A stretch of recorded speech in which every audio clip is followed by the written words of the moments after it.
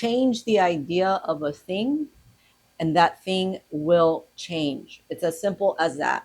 Dr. Ernest Holmes, Science of Mind. Let's talk about going inwards to change our lives. Let's talk about that today.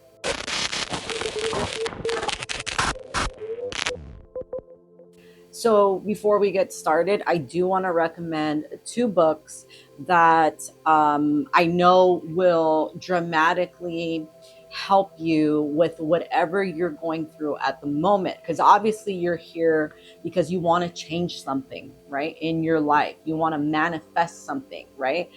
Getting, the message of you're here to manifest. You're here for the law of attraction. You're here to get some type of metaphysical wisdom that you can take and apply into your life. So something you should know is that I am an intuitive reader, and I use the oracle cards, and I use, sometimes they just come through. I am a Reiki practitioner as well, and I have a master's degree in metaphysical science from the University of Metaphysics. So just to give you my background there, and obviously my name is Tori. So I welcome you here. So the first book I'm going to recommend is called Three Magic Words. It is a great book, and it's not too long. It depends, right? Everyone has a different idea of long, but it's about, let's see, 318 pages. Okay, so it's a little longer than like those little short Don Miguel Ruiz books, stuff like that. But really great book to read about going inwards. And then the second book I would recommend is The Science of Mind. Mr. Ernest Holmes, highly recommend this book. This book changed my life. This book came into my life when I started attending the spiritual center here in my local area.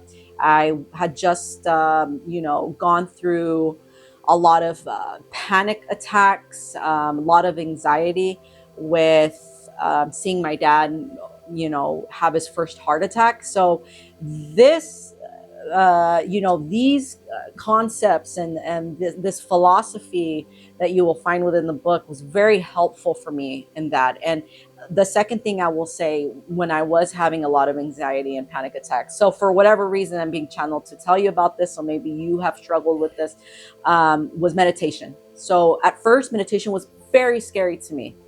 I know that's weird to hear, and I've never really told anyone about that. But when I first started to meditate, it was a very scary thing because I was having panic attacks. So when I would actually go into meditation, it would scare the hell out of me. I thought, wow,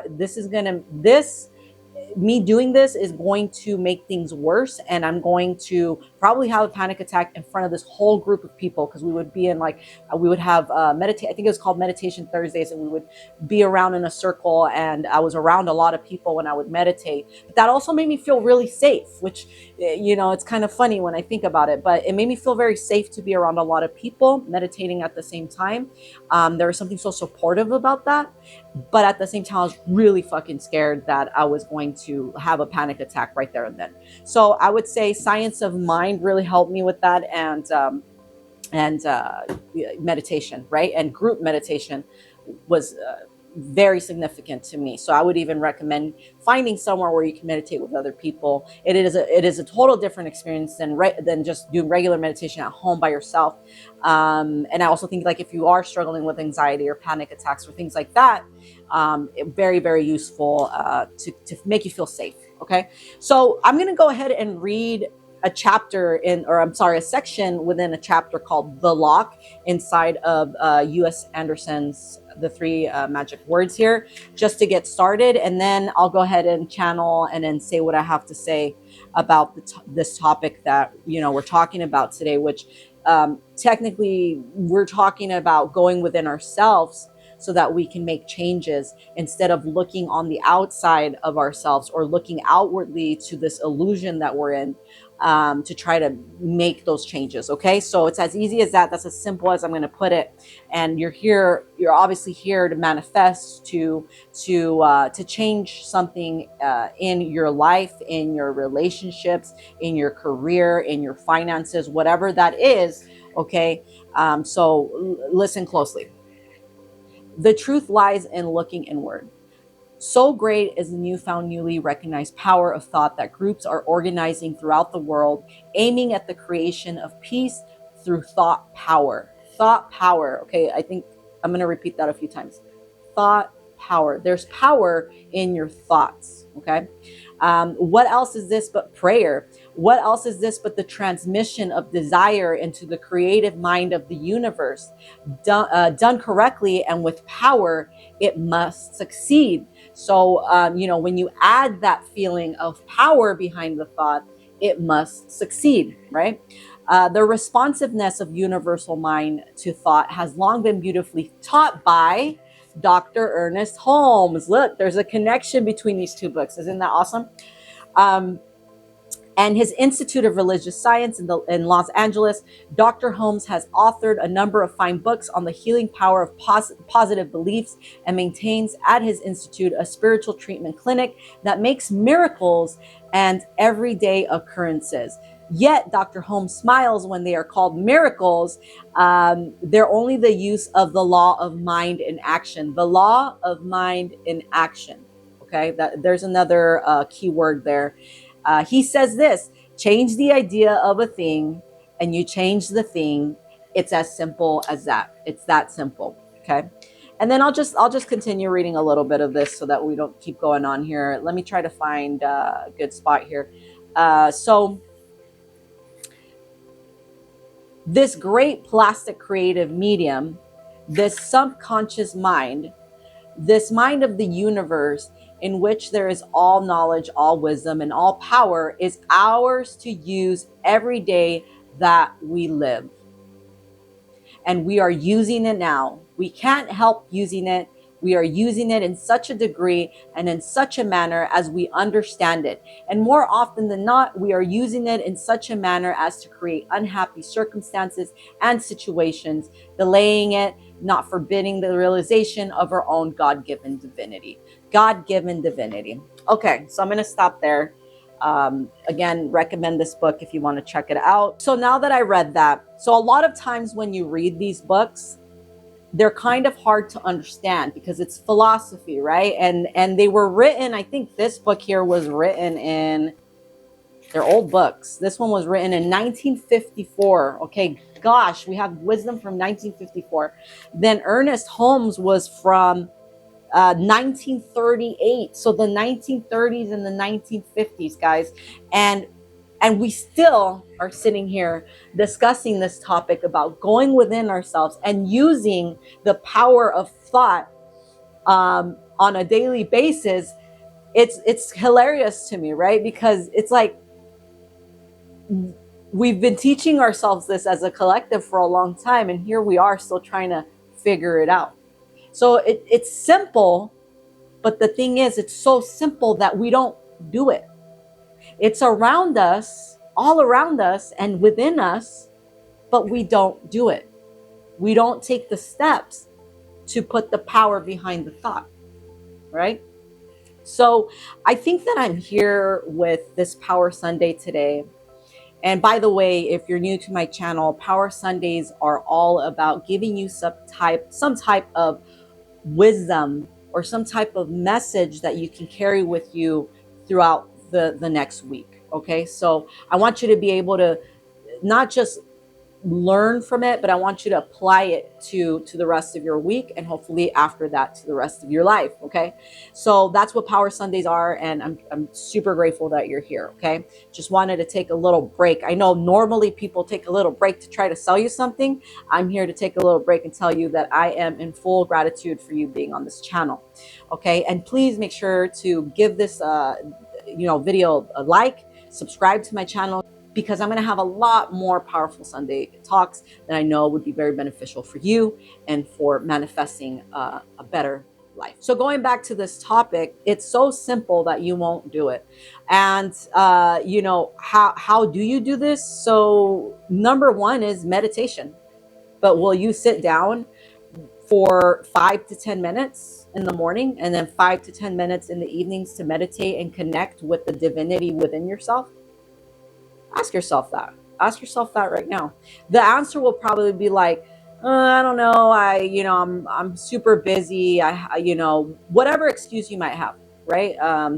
And sometimes they are excuses. Sometimes you might have a legitimate reason for not being able to meditate for 5 minutes in the morning. But when I think 5 minutes in the morning, I think that I'm channeling spirit to tell you that you do have the time. And if you want to change your life, you have to make the time. You have to prioritize certain things in order to start shifting the energy in your life. If not, it's going to stay the same, right? Like if you do the same things over and over and over again, it's going to stay the same. Your life is going to stay the same. You have to be able to pull yourself out of the box. And that's kind of like one of the messages I actually wrote on my notebook here. And I wrote the note, you're putting yourself in a box and it's time to get out. And not only did you put yourself in the box, but I think that what ends up happening to all of us when we're born into this world is that we end up being put in a box based on what we see in the world around us. So we are domesticated into a certain way of thinking, a certain way of believing certain things in our lives, right? So that's a very beautiful teaching that you will find in Don Miguel Ruiz's books. Obviously, I love his books, Toltec Wisdom, and I love them, and I'm very attracted to them because I have Mexican heritage. I have also I have a little bit of Chinese in me as well, so I'm very connected with my ancestors from that area.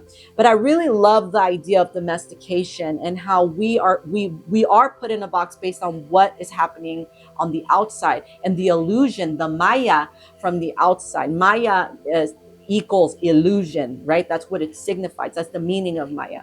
There's a big illusion going on around us.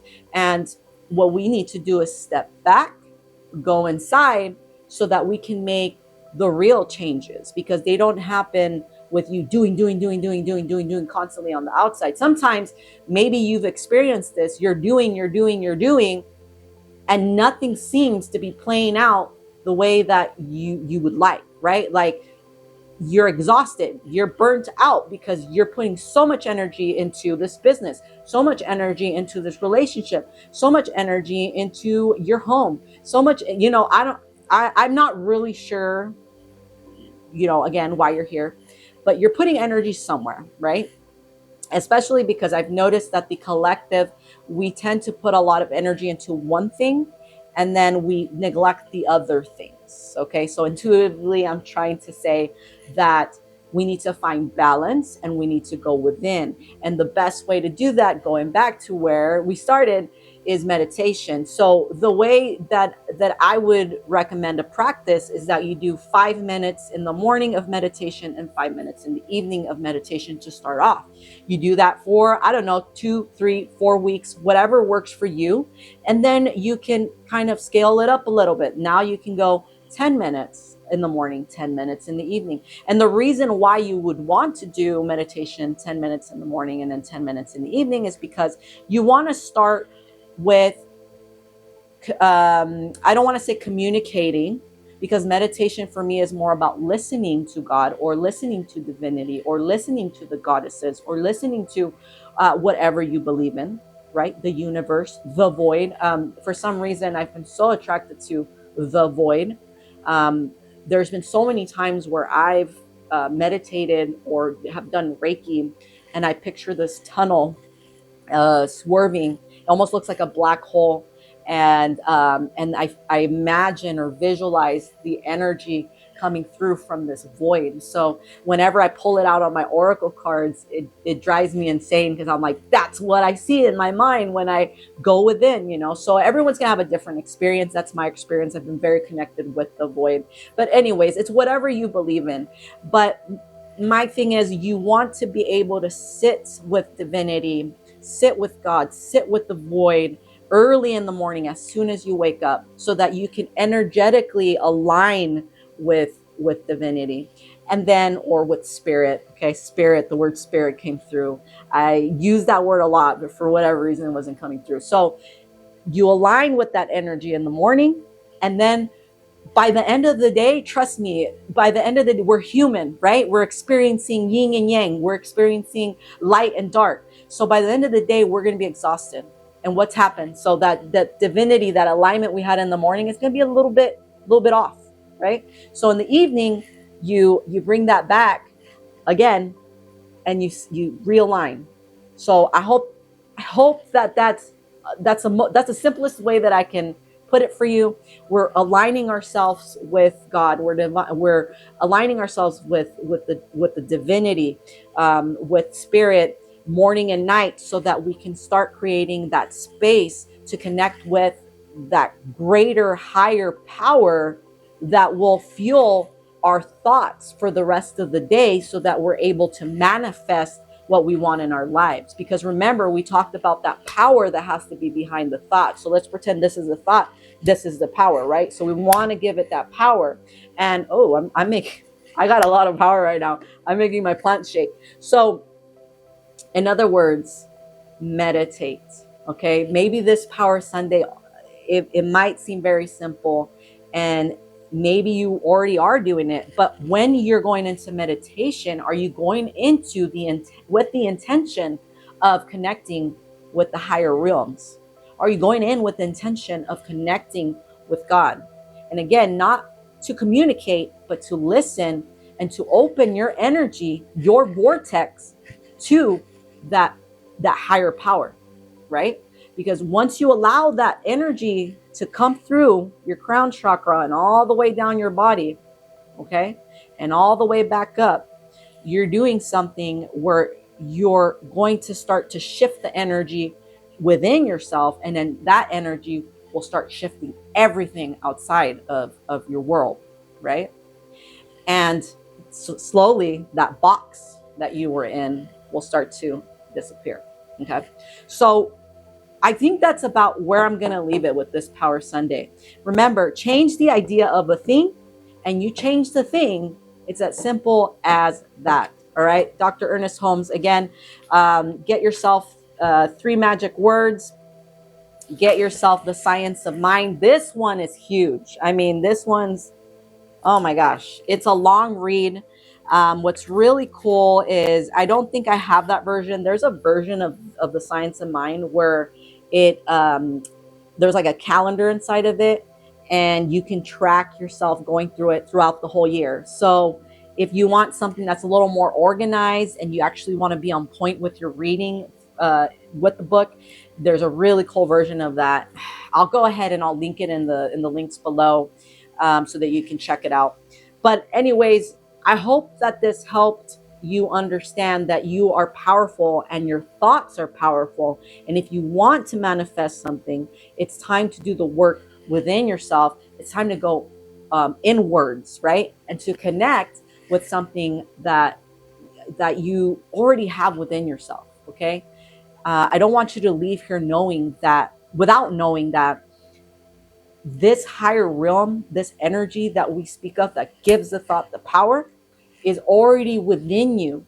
You just have to go into meditation, close your eyes, and make that connection with the divine. All right, my name's Tori. This is the Dark Oracle. I will see you next Sunday.